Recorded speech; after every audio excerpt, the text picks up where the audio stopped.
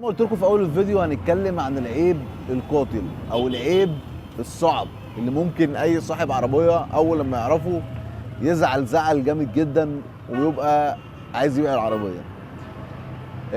طبعا العربيه دي كان فيها مشكله عندي جايه لي بسبب اللي هي فيها طقطقه وتخبيط وطقطقه في الملفات، وطبعا قلنا الطقطقه اللي في الملفات دي بتبقى عيوبها كبالن خارجيه. لما بيجي وانت ماشي بالعربيه بتسمع صوت تك تك تك تك تك، قلنا دي كبالن خارجيه. وكان فيها تخبيط في المدقات وكان فيها عوامات. تعالى قرب معانا كده.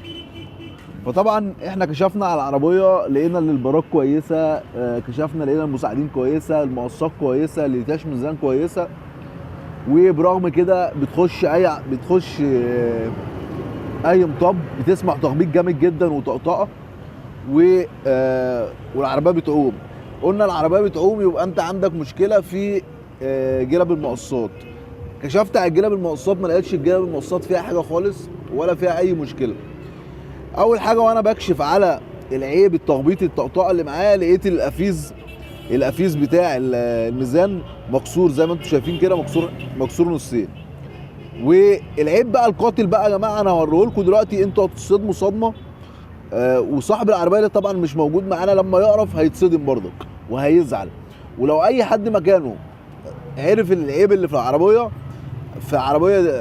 العربيه دي ومعاه اختها هيزعل برضك بنفس الزعل اللي صاحب العربيه يزعل بسببه. هوريكم دلوقتي. ده يا جماعه بقى العيب القاتل اللي انا قلت لكم عليه. بس امسك كده سيف.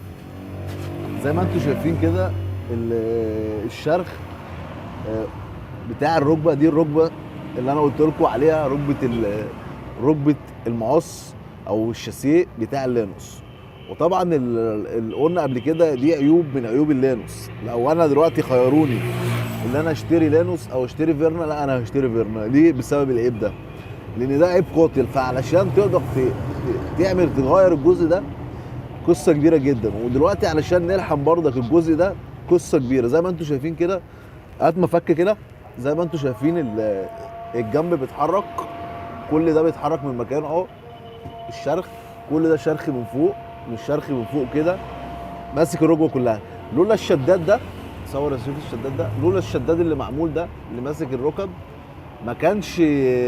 كان الكوبلين ده هرب من مكانه. كان الكوبلين ده الشداد ده هو اللي ماسك دلوقتي الركبه دي، واللحام اللي فوق ده هو اللي ماسكه. اللحام بتاع الركبه من فوق هو اللي ماسكه. وطبعا ده عيب قاتل. ليه بقى؟ لان العربيه اول حاجه لو لحمت اللحام ده وانت حبيت تبيع العربيه بعد كده، العربيه ثمنها بيقل.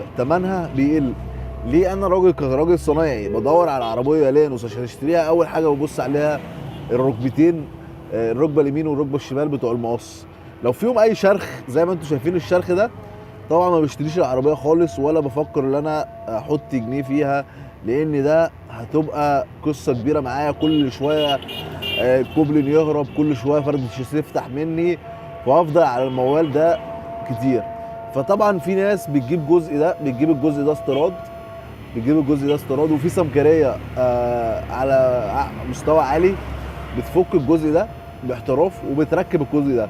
وفي ناس طبعا لو عنده الركبتين طبعا بايظين بيغير النص التحتاني ده خالص، وطبعا ده بيعيب العربيه وبيقل من ثمنها.